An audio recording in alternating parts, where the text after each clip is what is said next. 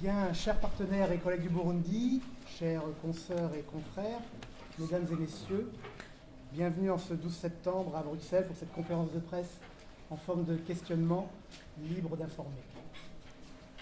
Ce 12 septembre n'est pas anodin. C'est une date symbolique, cela fait exactement aujourd'hui 100 jours qu'une nouvelle loi sur la presse a été promulguée au Burundi. Loi qui inquiète tous les démocrates burundais et au-delà nous interpelle en tant qu'acteurs affirmés du pluralisme d'opinion et d'information. C'est pour cette raison que les organisateurs de cette conférence de presse, nos confrères d'Amnesty, de 11-11-11, de la FIGE, de l'ORAC et donc de l'Institut Panos Paris, ont uni leurs énergies afin, comme l'indique le communiqué de presse, et je le cite, d'attirer l'attention de l'Union européenne et de ses États membres sur la précarité de la liberté d'expression au Burundi, et plus largement dans la région des Grands Lacs. Si le Burundi ne fait pas la une de l'actualité européenne, il n'en est pas moins en proie au retour de ces vieux démons de restriction de la liberté d'expression et de réduction progressive des acquis démocratiques.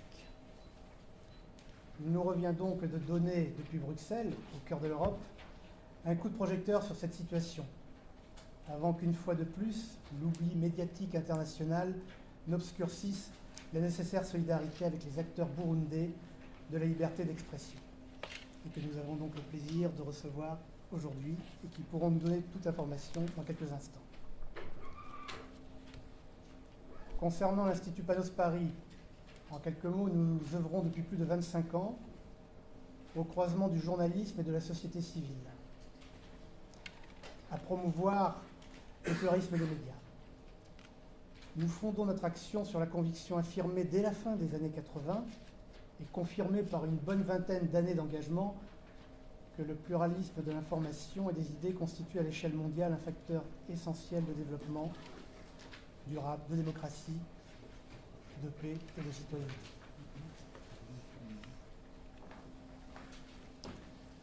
Concernant l'Afrique centrale, l'Institut Panos s'est investi très fortement à compter des années 2000, puis peu à peu, au cours des années 2000, à partir de 2003, dans la région méditerranéenne. Après avoir, dans les années 90, été très présent et acquis une grande expérience en Afrique de l'Ouest. Nous inscrivons notre travail dans le long terme, en faveur d'une quête des libertés fondamentales du droit à l'expression. Un de nos objectifs étant de renforcer les capacités locales d'expression et d'information dans la perspective d'émergence d'opinions publiques et de culture démocratique. Concernant notre implication en Afrique centrale, grâce à nos équipes au Burundi, en RDC, au Rwanda, en Centrafrique, nous avons construit et affiné une expérience d'accompagnement des processus de démonopolisation des secteurs médiatiques depuis maintenant plus d'une quinzaine d'années. Mission délicate, et je crois que ce qui nous réunit aujourd'hui va particulièrement nous permettre d'y revenir, dans une région, l'Afrique centrale, qui est traversée par des conflits récurrents et des tensions tenaces entre ces pays limitrophes des Grands Lacs. Si tout processus de paix passe par une phase de dialogue, cela vaut également pour les médias. Depuis 2006, à travers essentiellement deux projets, Médias des Grands Lacs au service de la consolidation de la paix et Ondes des Grands Lacs, OGL, nous facilitons les échanges entre médias de la sous-région. Nous soutenons la production d'une information utile à une meilleure compréhension des enjeux régionaux. Tout comme les médias partenaires, nous sommes convaincus qu'une meilleure circulation d'informations à l'échelle régionale est un premier pas vers une paix durable.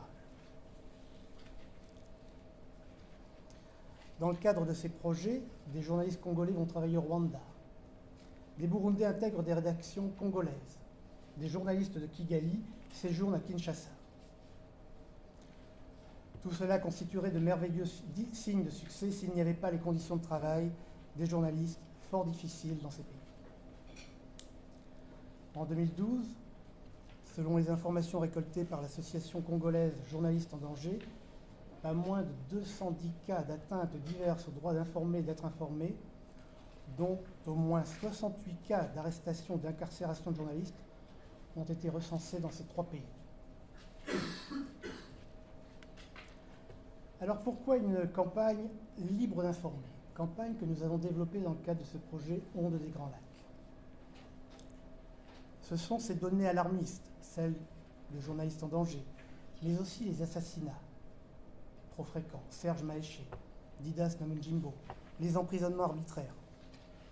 Au Burundi, Jean-Claude Kavumbangu, Hassan Ruvakuki, qui nous ont poussés à répondre à la demande d'organisation de défense des droits des journalistes et d'organiser cette campagne sous-régionale sur l'état de la liberté de la presse. Cette campagne, développée en 2012, nous a permis d'effectuer un plaidoyer actif auprès des autorités et de diffuser, via les radios et les télévisions de ces 3 pays, des témoignages forts de journalistes victimes de pressions diverses. Ces témoignages ont libéré la parole, en partie suscité le débat, interpellé le citoyen sur l'état de la liberté d'expression dans ces pays. Je crois qu'on peut maintenant...